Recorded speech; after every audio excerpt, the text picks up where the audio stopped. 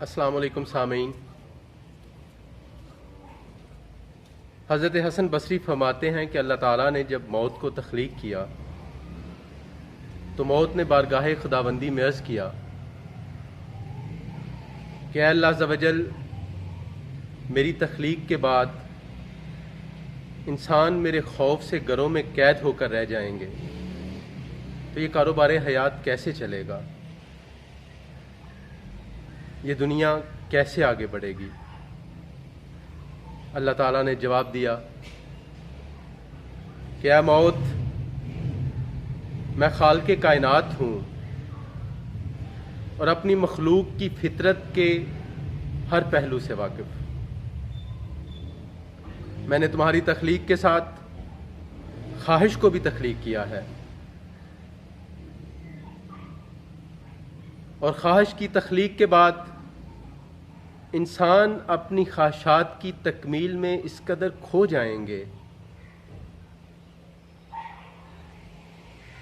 کہ انہیں یہ بھی بھول جائے گا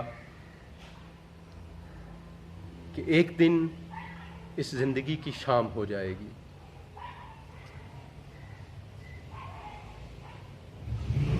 سامعین، دور حاضر کے انسان کی زندگی کا جائزہ لیجئے تو یہ حقیقت آشکار ہوتی ہے کہ انسان اپنی خواہشات کی تکمیل میں اس قدر کھو چکے ہیں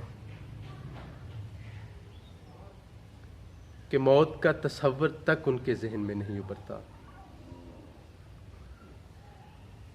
سامعین، انسان خواہشات کی تکمیل کی کوشش میں یہ امید بھی پال لیتے ہیں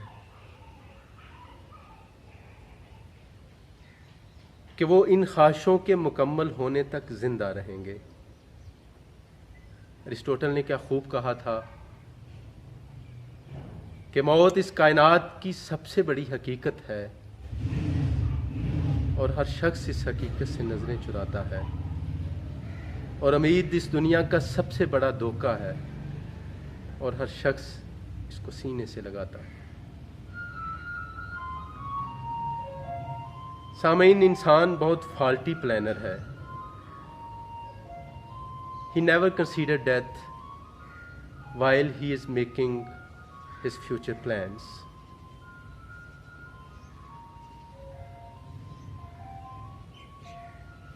وہ جب اپنی پلاننگ کی ایگزیکیوشن کو سوچ رہا ہوتا ہے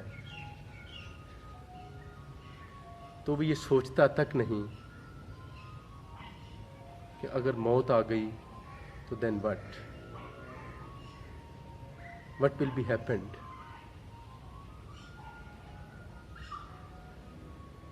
سامعین، زندگی بیت جاتی ہے، سانسیں رک جاتی ہیں، لیکن خواہشات نہیں رکتی۔ خواہشات کا یہ سلسلہ جاری رہتا ہے۔ شاید یہی وجہ ہے کہ ہمارے ملک میں چیریٹی کمپینز چلائی جاتی ہیں، مرنے والوں سے ان کی آخری خواہش پوچھی جاتی ہے۔ سوچنے کی بات تو یہ ہے کہ جس نے مر ہی جانا ہے اس کی خواہشیں کیسی؟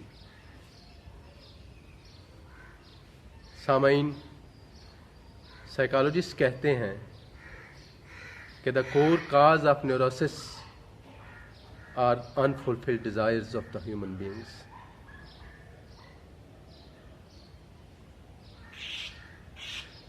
انسان خواہشات کی تکمیل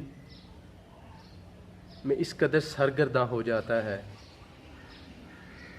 کہ اپنی ذات، اپنی زندگی کی حقیقت تک کو بھول جاتا ہے۔